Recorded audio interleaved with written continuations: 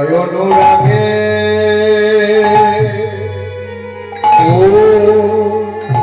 ও হে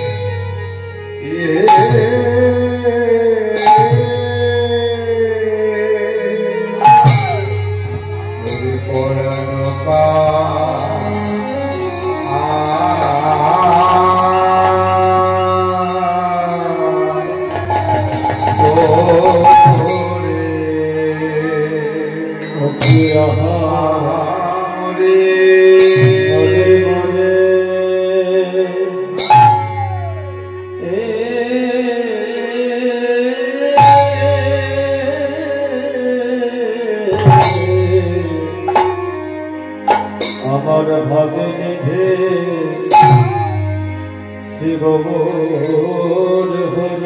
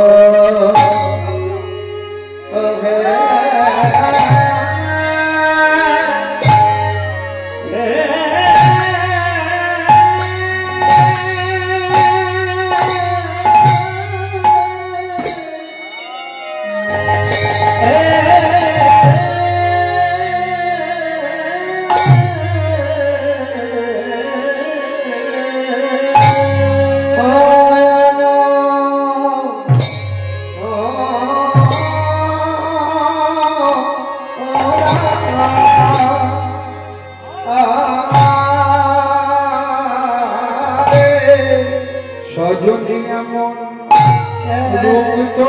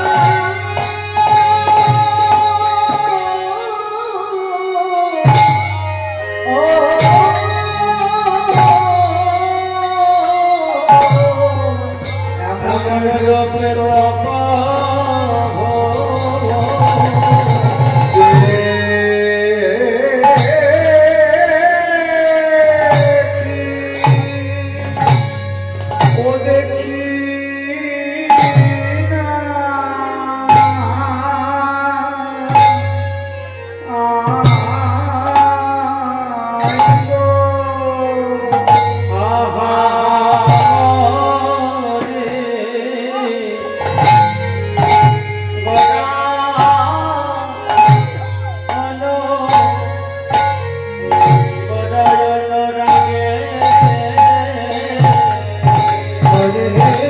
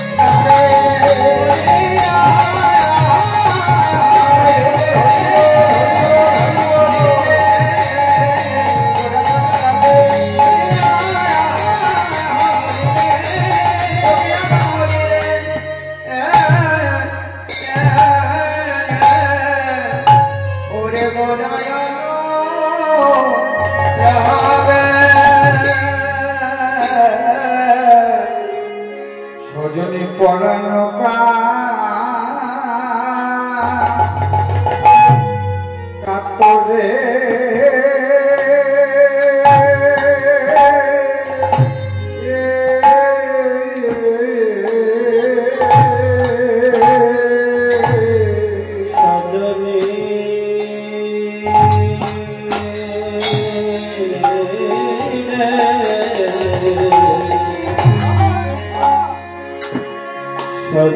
मरण परण कतरे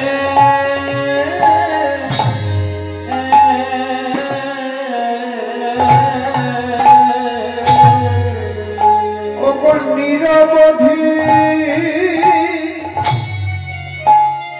ছলা ছলা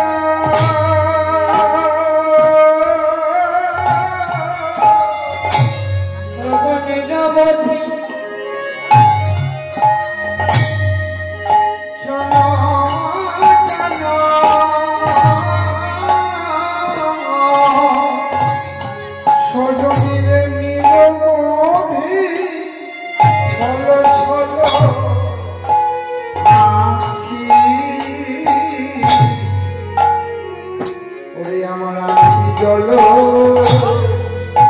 ঝরে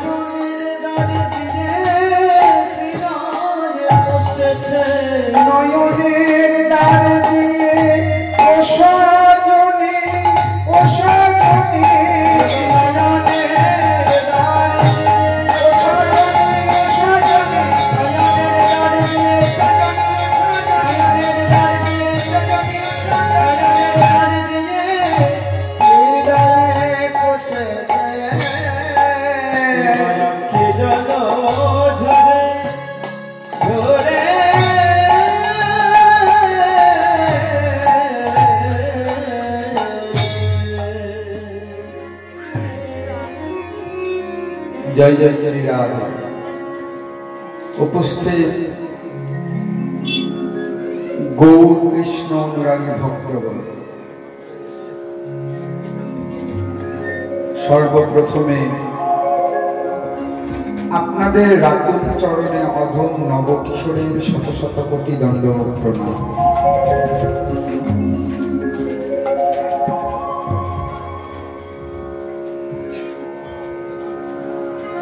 ओ मा, ओ बाबा,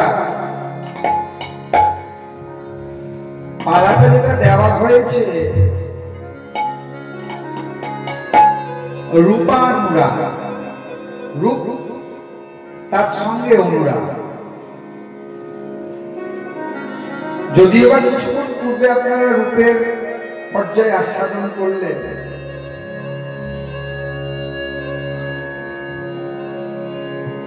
এখনকার যে পর্যায়টা সেটাও কিন্তু রূপের একটা ভাগ। এই রূপ, তার সঙ্গে অনুরাগ, মাঝখানে আসবে আক্ষেপ। আস্বাদন করুন অপ্রাকৃত মাধুর্যময় লীলা, গৌরের রূপানুরাগ এবং আক্ষেপ অনুরাগ। প্রথমেই বলি গৌর। আপনারা গৌর অনুগত প্রাণ, কৃষ্ণ অনুগত প্রাণ। গৌরকে গৌর অন্য কোনো জন নয়,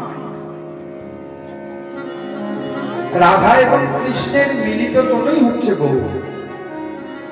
গোবিন্দের গৌর এবং রাধারানীর রাধ, এই দুই মিলে হলো গৌরা।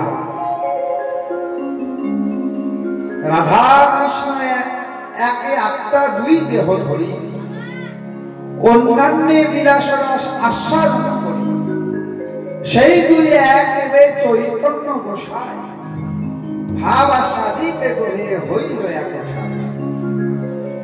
গৌর অন্য কোনো জন নয়, যিনি বৃন্দাবনের গোবিন্দ, যিনি ওই রাখালদের প্রাণনাথ, প্রাণবল্লভ, সখীদের প্রাণবল্লভ, তিনি কিন্তু গৌর হয়েছেন রাধা ভাবকে স্মরণ করে, রাধা ভাবকে অঙ্গীকার করে, রাধা ভাব নিয়ে তিনি গৌর রূপে অবতীর্ণ হয়েছেন। তাই দেখে কি মনে হচ্ছে জানো, কে এসেছে গৌর? তাই বলে উঠলেন, কে জানো গৌর? এসেছে ব্রজের বাঁকা কালো সখা দিগবিয়ায়, মদের এই সোনার নদিয়া। এসেছে ব্রজের বাঁকা কালো সখা দিগবিয়ায়, মদের এই সোনার নদিয়া। এসেছে ব্রজের বাঁকা কালো সখা অন্তরালে গিয়ায়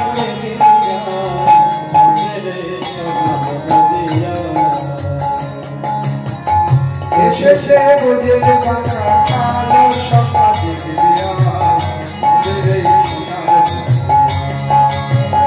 এসেছে ব্রজের বাঁকা কালো সখা দিগবিয়ায়, মদের এই সোনার নদিয়া। রঙে ফিরেছে, রঙে ফিরেছে কালো এখন চেনা রঙে ফিরেছে, রঙে ফিরেছে কালো এখন চেনা দাগ। ওই রাই অঙ্গে সঙ্গ পেলে গৌর হলো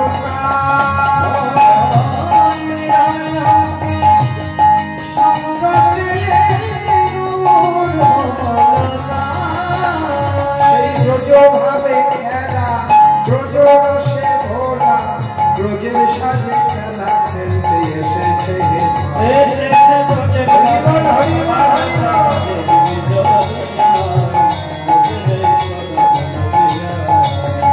এসেছে ব্রজের বাঁকা কালো সখা দিগবিয়ায়, মদের এই সোনার নদিয়া।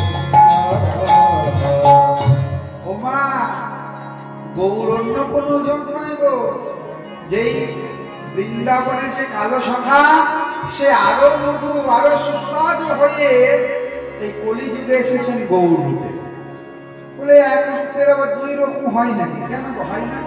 এই যে আমাদের মালদা আম, কিছুদিন পরে আম ধরবে, ওই চৈত্র বৈশাখ মাসের যে আমটা হবে সেটা সবুজ বর্ণ, কি গো মায়েরা, হবে না? সেই আমটা যখন জ্যৈষ্ঠ আষাঢ় মাসে চলে যাবে, সেটা লাল টুকটুকে হয়ে পেকে যাবে। হবে কি হবে না? একই জিনিসের মধ্যে দুটো রূপ। প্রথমে সবুজ ছিল, তখন একটু টক ছিল, আর পরে পেকে গিয়ে রংটাও পাল্টে গেল, ঢংটাও পাল্টে গেল, স্বাদও পাল্টে গেল, আরো মধু আরো মধু। সেই গোবিন্দ যা ছিল হয়তো জীবের জন্য আরো আরো মধু হয়ে গেল। সেই গৌর হরি আমার সচিরাঙ্গিনা থেকে ওই সুরধ্বনির গঙ্গার তীরে, গঙ্গার তীরে দুটি বাহু প্রসার করে ওই গঙ্গার তীরে দিয়ে তিনি হরিনাম গাইতে গাইতে হেঁটে চলে যাচ্ছেন। যখন হরিনাম গাইতে গাইতে হেঁটে চলে যাচ্ছে, গৌর হরিকে দর্শন করছে, গৌর হরি নৃত্য করছে, শিবাসঙ্গনে নৃত্য করছে, শিবাসঙ্গ থেকে নদিয়া নগরে নৃত্য করছে, সব জায়গায় জায়গায় নৃত্য করছে। জগতের মন এইরকমই এক মদেনাত্রী। বাবা বললেন, মা মা মারে, সন্ধ্যা তো আসছে, তো সন্ধ্যার আগে তুই একটু গঙ্গা থেকে জল তুলে নিয়ে চলে, সেই জল দিয়ে আমরা একটু সন্ধ্যা প্রদীপ দেওয়া হবে, বাড়িতে রাত্রিবেলা জল লাগবে।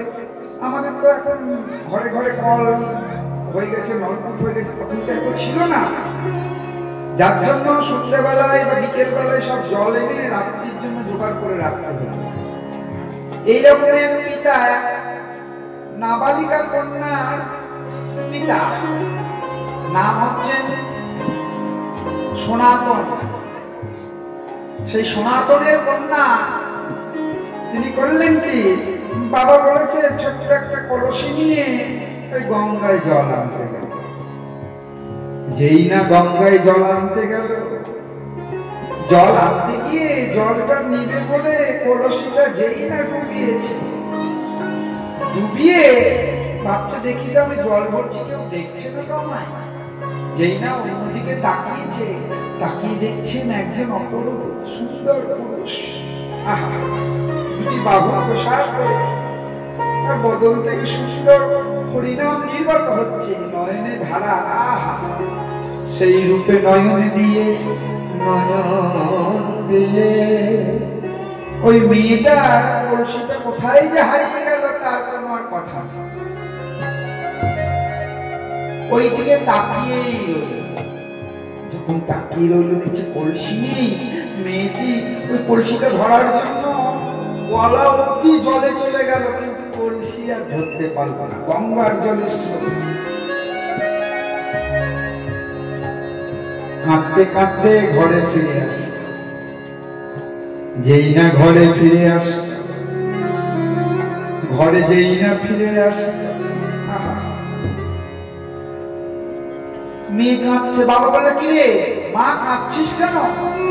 কিছু হয়েছে? কেউ কিছু বলেছে? মেয়ে মাথা নাড়ছে, বলছে না, আর দুটি নয়নের জলে ভেসে যাচ্ছে। মা কাঁদছিস কেন? বলবি তো কি হয়েছে, বলবি তো? যখন কোনো কথা বলছে না, বাবা মনে করলে এমন হয়তো কোনো কথা যেটা আমাকে বলতে পারছে না, ওর মাকে হয়তো বলবে। কই গো, কই গো মেয়ের মা? মা এসে বললো, কি হয়েছে, ডাকছো কেন? দেখো দেখো তোমার মেয়ে কাঁদছে কেন, দেখো তো। মা গিয়ে মেয়েকে বললেন, কি রে মা, কাঁদছিস কেন? মেয়ে আর কোনো উত্তর দিচ্ছে না। কি হয়েছে বলবি তো, কাঁদছিস কেন, বলবি তো? কাঁদছে না। ঘরের মধ্যে চলে গেল, ঘরের মধ্যে গিয়ে নিজের সোনার অলংকার গুলো খুলেছে, মাথায় যে ফুলের বেনি নিচে ছিল বেনুনি খুলে ফুলগুলোকে রেখেছে, এক পাশে দুধ আলতা জড়ো করে রেখেছে, আর দুটি নয়ন জলে ভাসছে। বাবা মা মনে মনে চিন্তা করলেন, যখন আমাদেরকে এই কথা বলতে পারছে না, তাহলে নিশ্চয় কোনো সখীকে বলতে পারবে। একজন সখী ছিল পাশে, যার নাম ছিল কাঞ্চনা। কাঞ্চনাকে বাবা ডেকে নিয়ে এসে বললেন, দেখতো মা, আমার মেয়ে কাঁদছে কেন? তোর তো সই হলো, তোর তো বান্ধবী হলো, হয়তো তোকে বলতে পারবে। এই বলে মেয়েকে যেই না ডেকে এনে দিয়েছে, কাঞ্চনা ঘরে এসেছে। ঘরে এসে ওই সইকে বলছে, সই সই, তুই না আমার সই, তুই আর আমাদের সব কথাই কই, তুই বল কি হয়েছে তোর অন্তরের কথা খুলে বল। কথা বলছেন না। আজকে যিনি গৌরের রূপ দেখেছেন, যিনি ওই জল ভর্তি রূপ দেখছেন, তার নাম কি?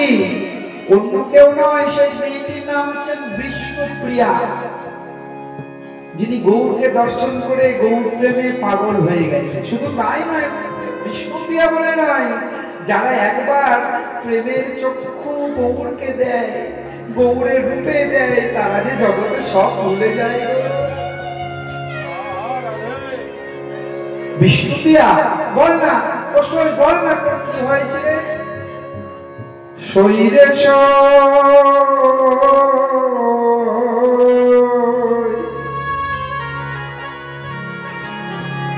বল তোর কি হয়েছে, বল তোর কি হয়েছে,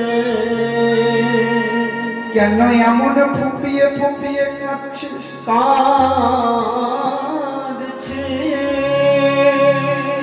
এই যে তোর কান্না, এ কান্না তো মায়ের জগতের কোন চাওয়া পাওয়ার কান্না নয়। ওরে ইহ জগতে যাদের চাওয়া পাওয়ার কান্না, তাদের ধার দিয়ে বয়, কিন্তু তোর নয়নের ধারা যে মধ্য দিয়ে বইছে, নয়নের ধারা মধ্য দিয়ে বইছে। সই বল না, কাঁদছিস কেন? বল বল, আমাকে যদি না বলবি, আমাকে যদি না জানাবি, আমি জানি কি করে? ঠিক আছে, যদি না বলবি আমি চললাম, তোর সঙ্গে আমি কথা বলবো না। যখনই এমন করে বলেছে, বিষ্ণুপ্রিয়া যেই না কাঞ্চনা যেতে নিয়েছে, বিষ্ণুপ্রিয়া হাতটা ধরেছে, হাতটা ধরে বলছে, শরীরে শরীরে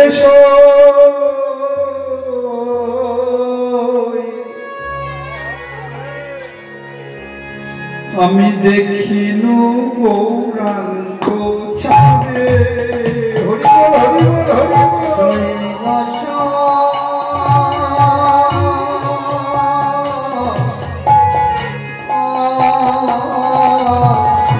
আমি দেখিন গৌরাঙ্গ ছাদে, শৈলে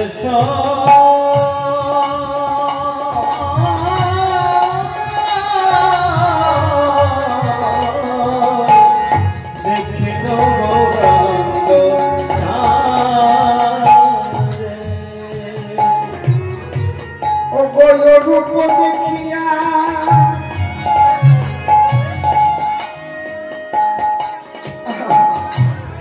রূপ দেখিয়া হৃদয় আকুলি ব্যাকুলি, আমি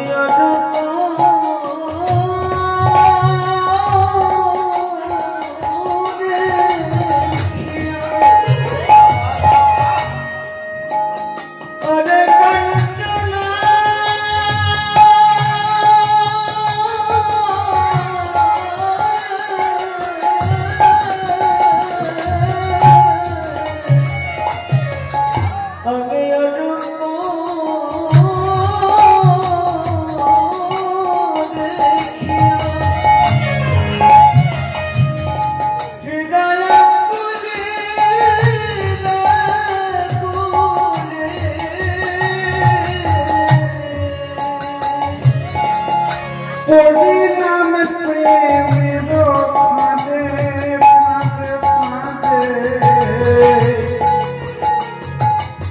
দেখিনু গৌরাঙ্গ ছাদে।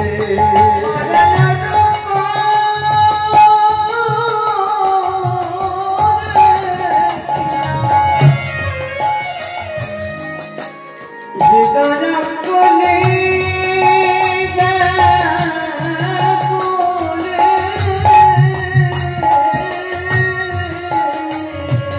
Rama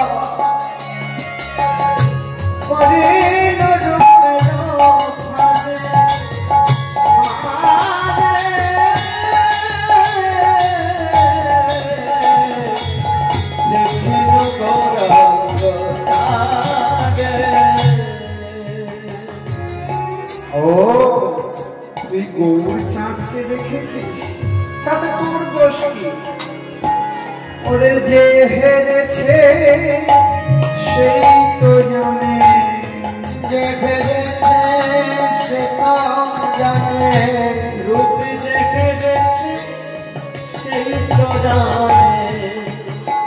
ওরে রূপ যে হেরেছে সেই তো জানে, ও রূপ যে হেরেছে সে তো জানে।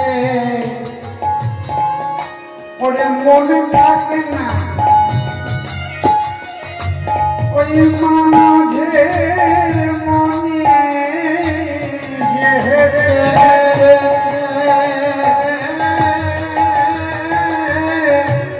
সে তো জানে। ও মনে থাকে না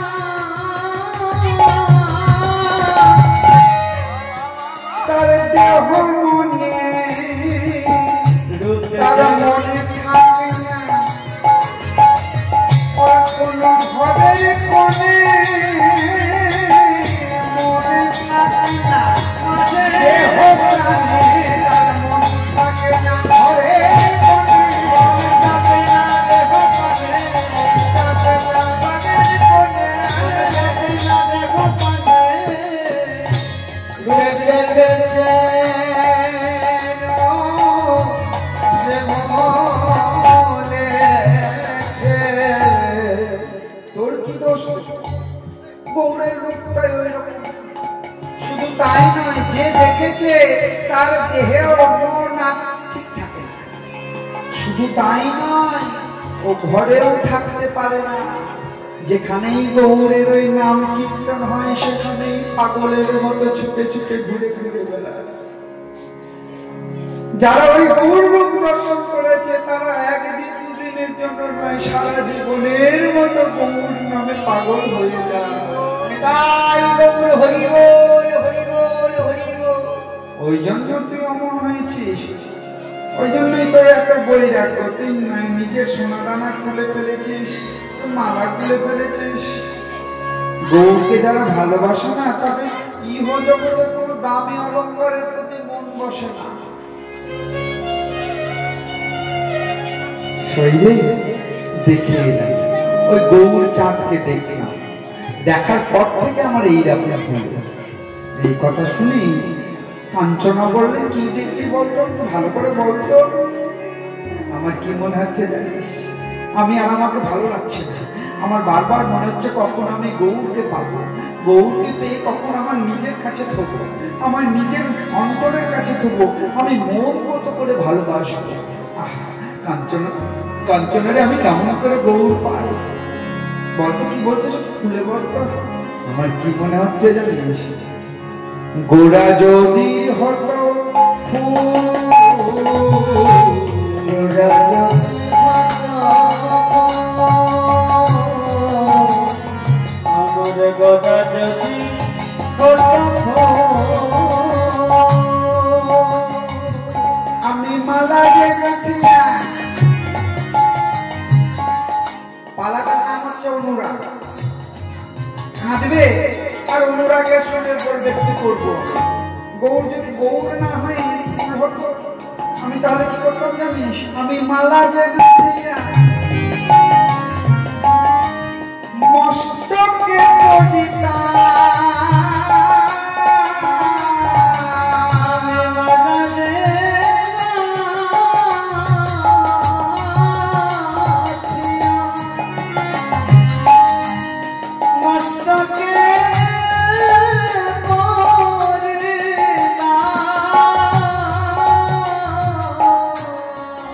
ও মায়েরা, এখন তো অনেক রকম ক্লিপ হয়েছে চুল আটকানোর জন্য, কিন্তু ওই আজ থেকে 550 বছর আগে এরকম রবার ক্লিপ ছিল না। তাই করতো মেয়েরা কি ওই চুলের শোভা বর্ধন করার জন্য বিভিন্ন রকম ফুল দিয়ে মালা গেঁথে ওই খোপার মধ্যে বাঁধতো, বেনুনির মধ্যে বাঁধতো। তো বিষ্ণুকে আমরা তো এরকম মানে এখনকার দিনের মতো কিছু ছিল না, তাই সেই দিনের কথা বলছি। বলছে ওই মালা গেঁথে আমি মস্তকে ধরতাম, মস্তকে শোভা বাড়াতাম, আর করতাম কি জানিস, আমি মালা যে গাছিয়া মস্তকে পড়িতা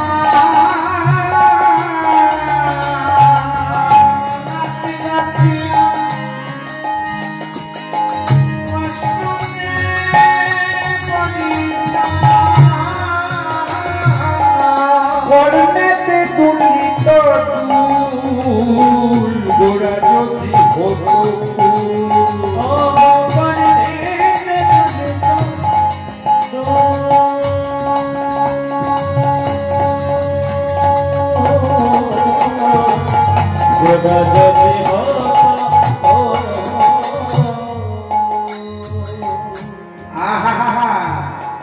গোড়া যদি হতো মতি আমার গোড়া যদি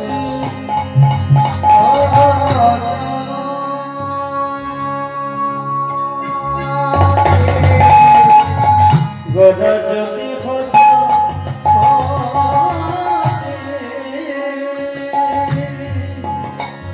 আমি মালা যে নাচিয়া গলায় পড়িতা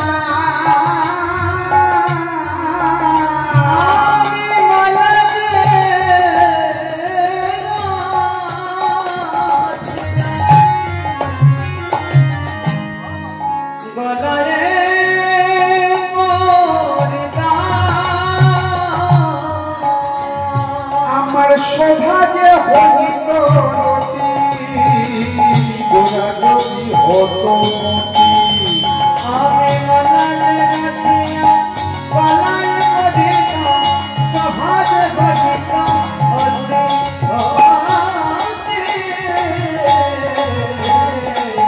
গোড়া যদি হতো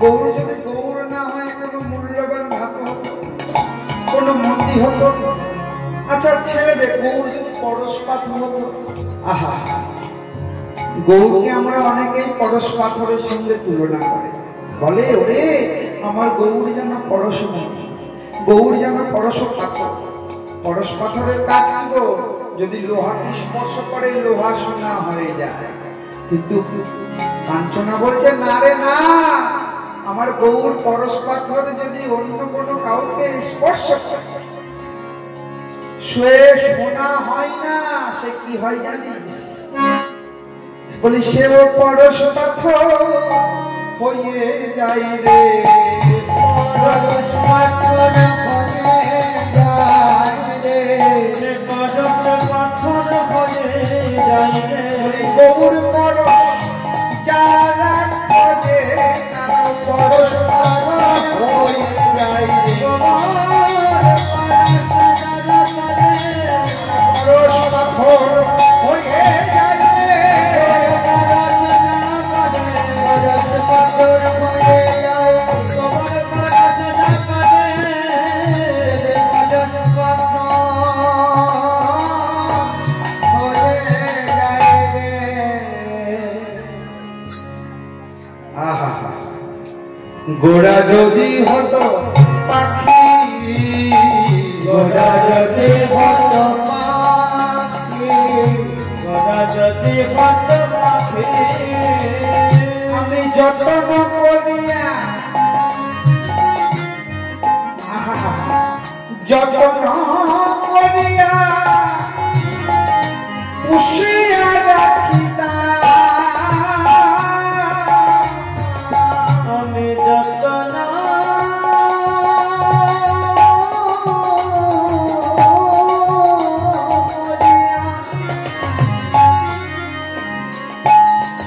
আরে কাঞ্চনা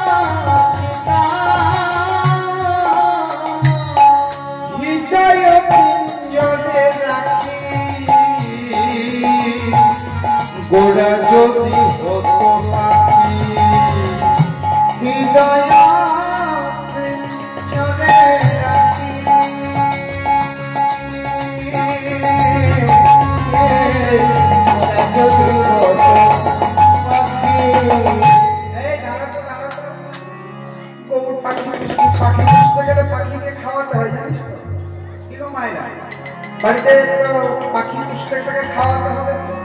কি খাওয়াতে গরুকে? কি খাওয়াতাম? কি খাওয়াতাম জানিস? বলি নামের দানা খাওয়াইতাম। নামের দানা খাওয়াইতাম। কেন রে? ডাল, ছোলা, লঙ্কা এগুলো বাদ দিয়ে নামের দানা খাওয়াতিস কেন?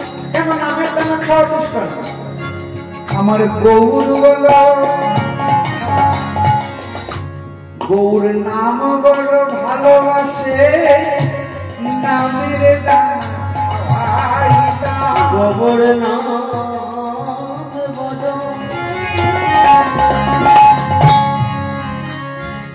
গোবর নামে বড় ভালোবাসে,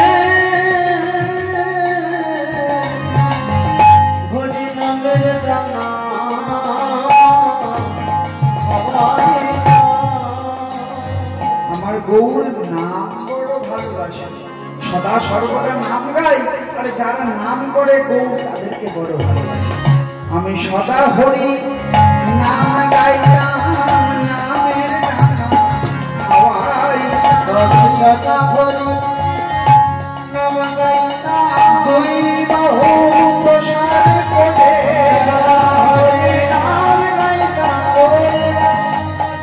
করে সদা হরি নাম গাইতাম। আমি নামের দানা খাওয়াইতাম। সদা যদি হতো পাখি, পাখি, পাখি, সদা যদি হতো পাখি। ওমা, গৌর যদি ফুল হতো মালা করে গলায় রাখা পরানো, মাথায় পরা হতো, মতি হলে সুন্দর করে মালা পরা হতো। যদি পাখি হতো আমি হৃদয় পিঞ্জরের মাঝে রেখে আমি তাকে নামের দানা খাইয়ে আমি গৌরকে আমার করে রাখতাম। তাই গৌরকে পাওয়া, ওমা, ও বাবা, গৌরকে পেতে গেলে না ইহ জগতের মায়ার বাঁধনগুলো সব ছাড়তে হবে। এই যে আমরা মায়ের বাঁধনে আবদ্ধ হয়ে আছি, রাধে রাধে, এই বাঁধনের কথা বলতে গিয়ে আমার একটা কথা মনে পড়ে গেল। দুইজন সন্ধ্যাবেলা ভালো মতো নেশা খেয়ে ফেলেছে। এমনই নেশা খেয়েছে রে বাবা,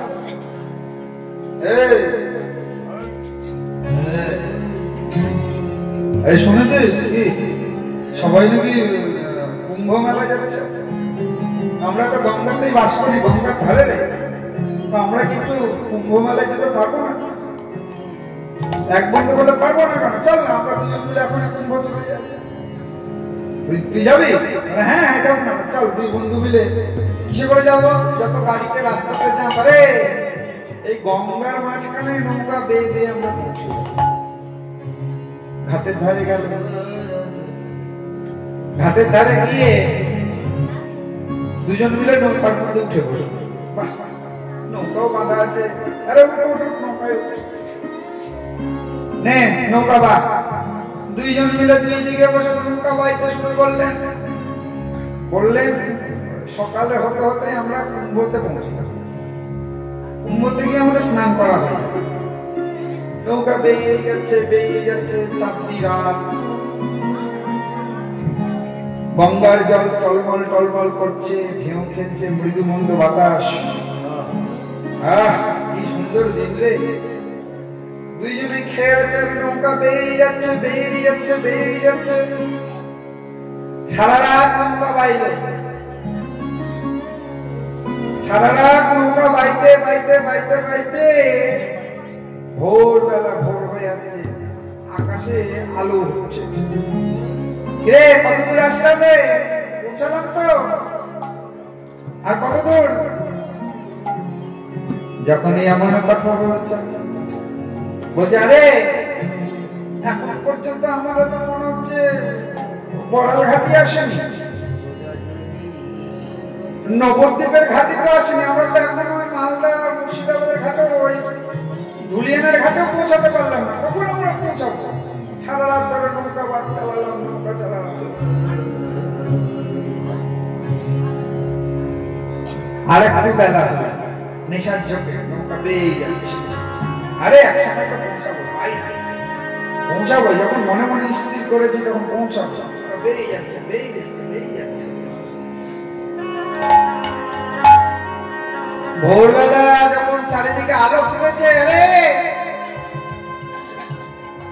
বড়াল ঘাটটা দূরের কথা, আর ওই ধুলিয়ানের ঘাটটা দূরের কথা, এখন তো আমাদের পাশের নদীর ঘাটেই যেতে পারেনি, যেতে পারেনি। ওই দেখ আমরা যে ঘাটে স্নান করি সেই ঘাটেই তো আমরা আছি। ওই পারে ওই দেখ ওপারে ফাঁকা জায়গা, ওই যে বট গাছ, আমরা তো ওই ঘাটেই পড়ে আছি। তাহলে সারা রাত আমরা নৌকা বাইলাম। হরি বল, হরি বল, হরি বল। আরে নৌকা তো বেয়েছি, নৌকা তো একটু এগাইনি। কেন? নৌকা যে ওই গাছের সঙ্গে বাঁধা আছে, বাঁধনটা যে খুলেনি। এবার বলো তোমার, বাঁধন যদি না খুলে, দড়ি দিয়ে বাঁধা আছে, বাঁধনটা যদি না খুলে নৌকা এগোবে? আমরা গৌর গৌর বলে যতই চিৎকার চেঁচামেচি করি, আমাদের একটা বাঁধনে আবদ্ধ হয়ে আছে। আমার সংসার, আমার পুত্র, আমার কন্যা। হা গৌর বলে ডাকতে গিয়ে কখন কন্যা কাঁদছে, কখন পুত্র কাঁদছে, কখন সংসারে টান পড়ছে, হা গৌর মাঝখানে অর্ধেকে থেকে গেল। যে ডাকে গৌর আসবে ততদূর পর্যন্ত আমাদের ডাক যাচ্ছে না। এক মা একটা সন্তানকে কোলে করে নিয়ে, সন্তানকে কোলে করে নিয়ে যাচ্ছে কোথায়? সন্তানকে কোলে করে নিয়ে জঙ্গলের পাশ দিয়ে বাপের বাড়ি যাচ্ছে।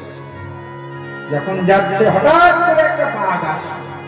বাঘ এসে ওই সন্তানটাকে কোল থেকে লাফ দিয়ে কামড়ে নিয়ে ছুটে চলে যাচ্ছে।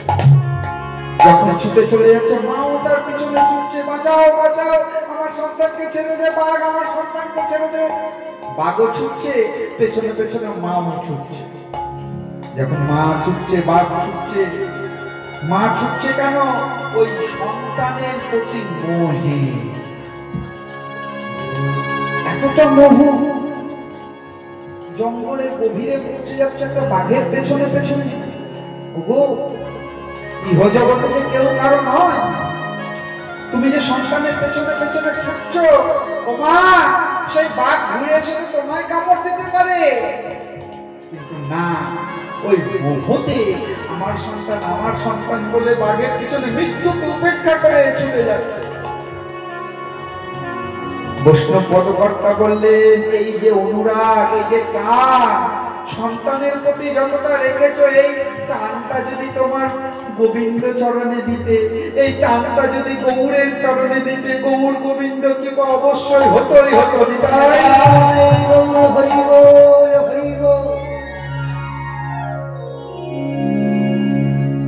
তাই আমাদের টান সংসারের দিকে, কিন্তু বিষ্ণুপ্রিয়ার টান গৌরকে দর্শন করার পরে সংসারের সমস্ত কিছু যেন তার কাছে তুচ্ছ, গৌরই যেন তার কাছে সর্বশ্রেষ্ঠ।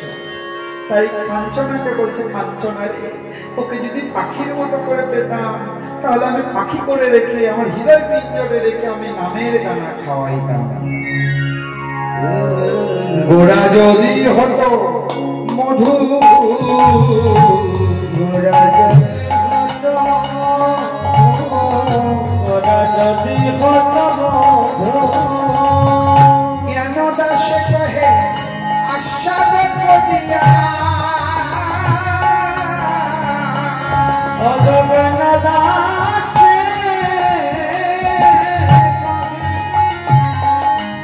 আশ্বাদ করিয়া,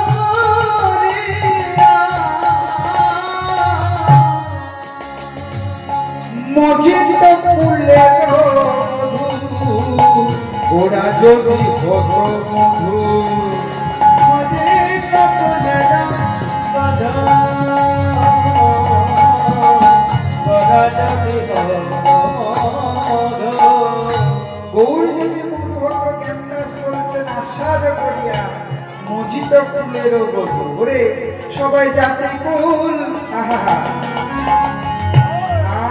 তারা জাতি কুল সব বিসর্জন দিয়ে বলি গৌর বলে বাহির হতো গৌর বলে বাহির হতো গৌর কৃপা করো বলে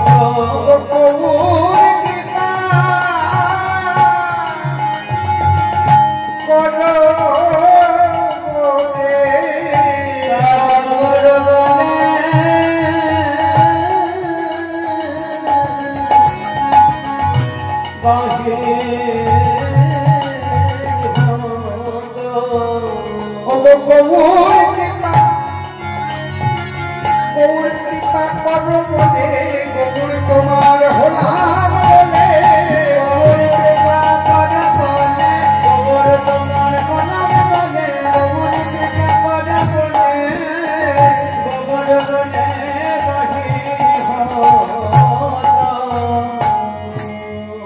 গৌর গৌর গৌর ভজ গৌর কহ গৌর লহ গৌর গৌরকে নিজের কথা কলিযুগে গৌর ছাড়া জগতের আর কেউ নাই গো।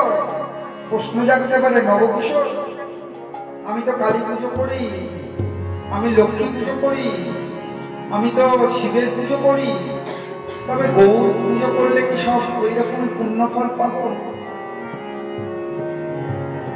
ওমা আজকালকার যে দেবদেবী গুলো সেগুলো হচ্ছে দোকানদারের মতো, আর আমার গৌর হচ্ছে নিজের পিতার মতো।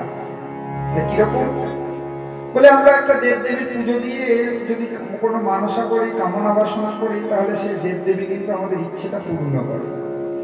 হ্যাঁ, কিন্তু গৌর সব ইচ্ছে আমাদের পূর্ণ করে না। বলে কেন করে না? যে ইচ্ছা করলাম সে যে ইচ্ছার মধ্যে জ্বালা পাবো, দুঃখ পাবো, যন্ত্রণা পাবো, গৌর কিন্তু সেই ইচ্ছেগুলো পূর্ণ করে না।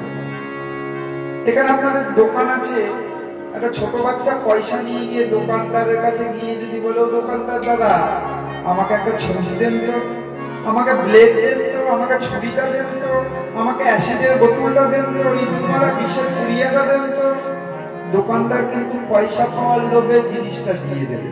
কি গো, দেবে না? কিন্তু কোন সন্তান যদি তার ছোট্ট সন্তান বাবাকে গিয়ে বলে, বাবা আমাকে ওই ব্লেডটা দাও তো, আমি খেলবো, আমাকে ওই অ্যাসিডের বোতলটা দাও তো, ছুরিটা দাও তো, কোনো বাবা কি তার সন্তানকে সেগুলো তুলে দেবে? কেন দেবে না? এই কারণেই দেবে না যে আমি যদি সন্তানকে ওগুলো দিই তাহলে সন্তান ওগুলো নিয়ে খেলে হাত কাটবে, হাত পুড়াবে, তাতে সন্তানের কষ্ট হবে এবং সন্তানের কষ্ট থেকে আমার কষ্ট হবে। তাই ভগবান এমন কিছু আমাদের মতো জীবকে, গৌর হরি আমাদের মতো এমন জীবকে এমন কিছু দেয় না যাতে আমাদের কষ্ট হয়। আর দেখবেন কালী পুজো করেন, দুর্গা পুজো করুন, লক্ষ্মী পুজো করুন, সব দেবতাগুলো হাত দিয়ে রয়েছে, হাত আপনাদের সামনে আশীর্বাদের হাতের মতো দিয়ে রয়েছে। কিন্তু আপনি নবদ্বীপে যান, দেখবেন আমার গৌর হরি হাত পেতে রয়েছে। এরা দিচ্ছে আর আমার গৌর ভগবান হাত পেতে আছে। হাত পেতে আছে কেন গো? ওমা তবে কি তিনি কিছু চাইছে? হ্যাঁ, গৌর হরি বলছে, কি বলছে গো? গো জীব, দেবতারাকে প্রণাম করলে দেবতারা তোমাদেরকে ধন, জন, পুত্র, কবিতা, সুন্দরী ইত্যাদি ইত্যাদি দিতে পারে, কিন্তু ওগুলো পেয়ে তোমার মধ্যে যে জ্বালা, যন্ত্রণা, দুঃখ, যে কষ্ট, যে ব্যথা, আপনি গিয়ে কোনো মা কালীকে বলুন, মা কালী আমার অসুখ হয়েছে, তুমি নিয়ে নাও, নেবে? তুমি মা কালীকে গিয়ে যদি বলো আমার এই কষ্ট হয়েছে, তুমি কষ্টটা নাও, নেবে? নেবে না। একজনে নেবে, সেটা হচ্ছে আমার গৌর হরি। তুমি গৌরের সামনে গিয়ে বসো, তোমার যত কষ্ট আছে, দুঃখ আছে, জ্বালা আছে, গৌর হরিকে খুলে বলো, দেখবে গৌর হরি তোমার সামনে হাত পেতে বলবে, তোর যত দুঃখ, জ্বালা, কষ্ট সব তুই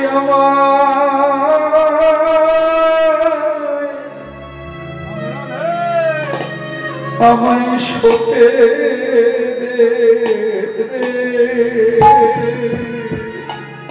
সব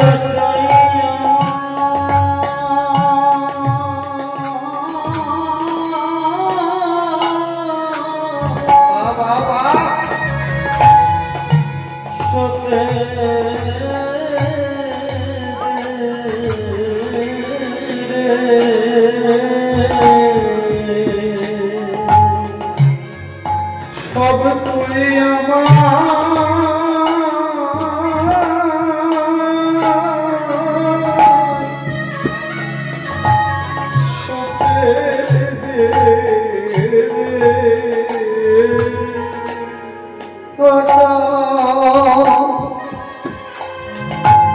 সবে কিছু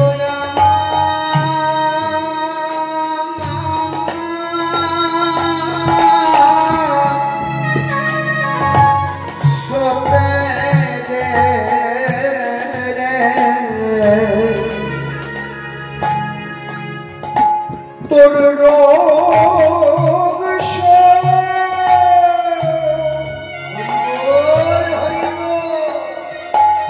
রোগ শোক দুঃখ দুঃখ ব্যথা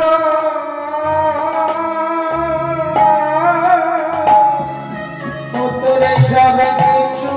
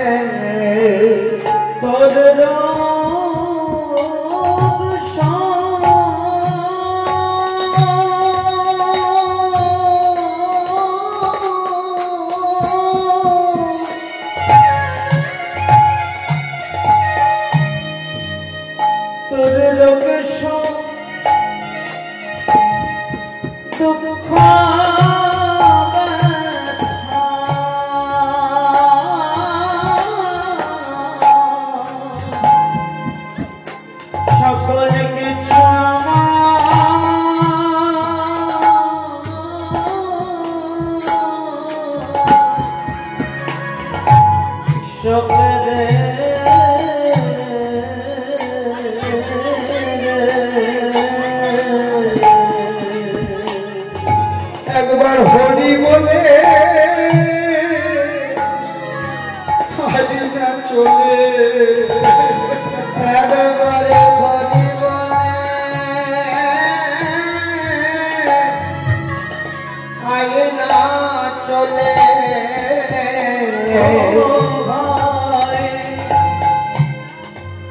একবার হরি বলে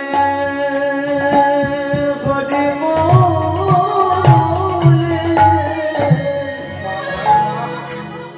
আইনা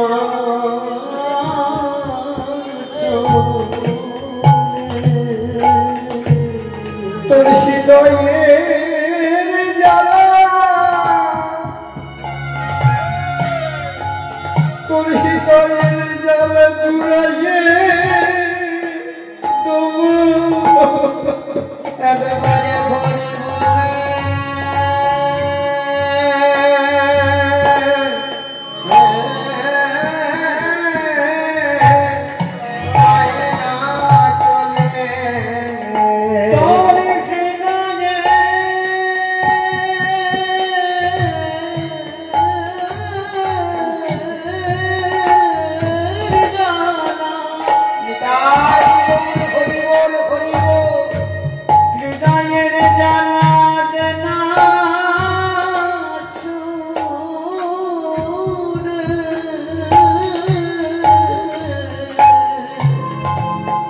একবারে হরি বলে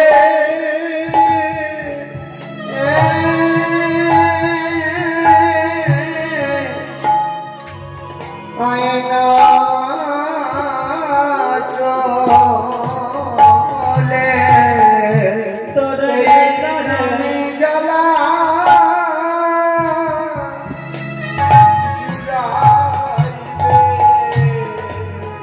এই নামের জ্বালা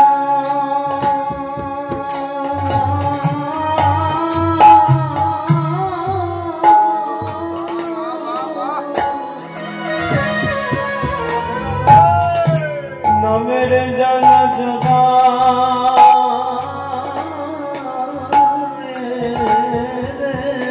এই নামে যারা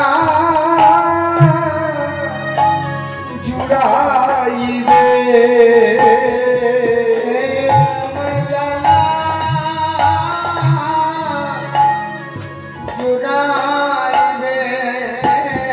ওরে প্রাণ ভরে বলি বলো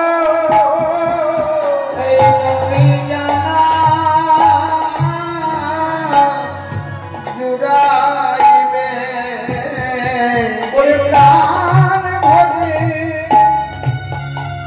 বলি বলো বলি নামে নামে জানা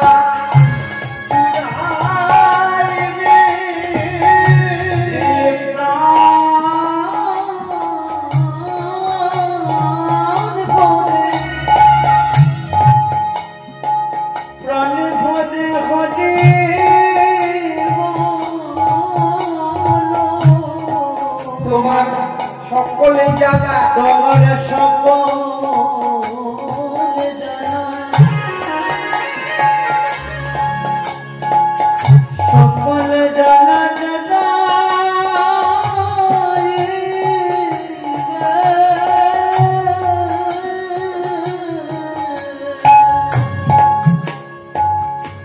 নাম জানা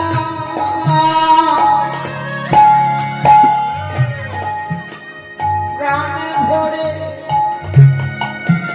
হরি নাম করিলে শুধু জ্বালা নয় ত্রিতাপের জ্বালা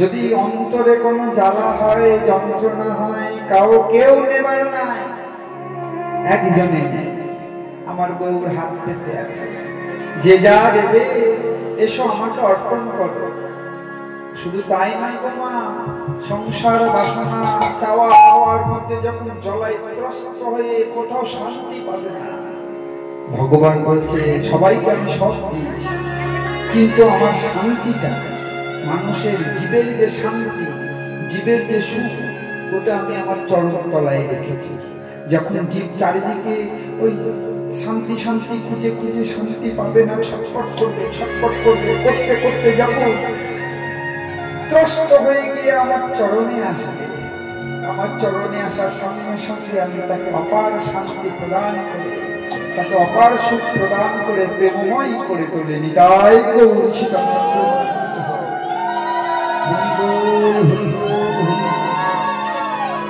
আর আমাদের সংসারের হয়েছে বাবা এক যন্ত্রণা এই সংসারটা কেমন হয়েছে জানো বাবা না এক সাধুর একটা ঘটি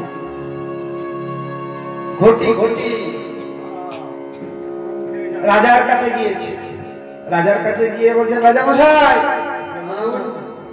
বলছে আমার এই ঘটি যদি আপনি পূর্ণ করে দিতে পারেন আপনি আমার ঘটিটা পূর্ণ করে দিতে পারলে আমি বড় শান্ত হয়ে আনন্দিত হয়ে ঘরে ফিরে যাই আপনাকে আশীর্বাদ করবে রাজা মশাই বললেন এই সামান্য একটা ঘটি না ভরে আমি এখনই ভরে কিছু সোনা এনে ভরে দিত রাজকোষ থেকে সোনার মোহর এনে ঢালা হচ্ছে 1 2 4 5 10 50 100 ছোট্ট ঘটি কি রে বাবা ঘটি আর ভরে না রাজকোষে সমগ্র সোনা এনে সব ঘটির মধ্যে দিয়ে দিল ঘটি আর ভরছে এই সোনাতে ভরলো না তো কি হয়েছে চাঁদি নিয়ে এসেছে বলেছি একটা ঘটি পূর্ণ করে দেবো সোনা দেওয়া হলো চাঁদি দেওয়া হলো টাকা পয়সা নিয়ে আয় তাও দেওয়া হলো অলংকার পাতি যে যা আছে সব নিয়ে আয় সব দেওয়া হলো কিন্তু কোনো মতেই ঘটি আর ভরে না। এবার যখন ভরে না, এদিকে সাধু হাসছে আর রাজার চোখে জল বেরোচ্ছে, আমি সবই তো জানতে। ও সাধু বাবা, আমি আপনার ঘটি ভরতে পারলাম না, তবে আপনার কাছে আমার একটা জিনিস চাওয়ার আছে, জানার আছে। এই ঘটিটা আপনার কিসের ঘটি যে আমি এত কিছু দেওয়ার পরেও ওটা ভরলো না? সাধু বললেন, এটা আমার ঘটি না, এটা সকলের ঘটি, সকলের মনের মাঝে আছে। এটা হচ্ছে সকলের মন। এই মন কিন্তু কোনো সময় ধন ঐশ্বর্য টাকা পয়সা দিয়ে কিন্তু ওই মনোরূপ ঘটিকে পূর্ণ করা যায় না। আর ওই মন ঘটিকে যদি কেউ পূর্ণ করতে পারে, শুধুমাত্র হরিনামেই পূর্ণ হয় না, তো অন্য কিছুতে পূর্ণ হয় না।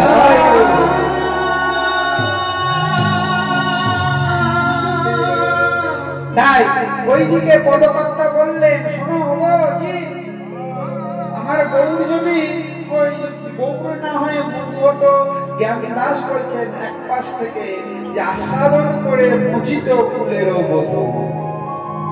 তাই জ্ঞান দাস কয়ে আস্বাদ করিয়া মুজিত ফুলেরও বধূ। মুজিত ফুলের বলে মুজিত ফুলে বধূরে জ্ঞান দাস কহে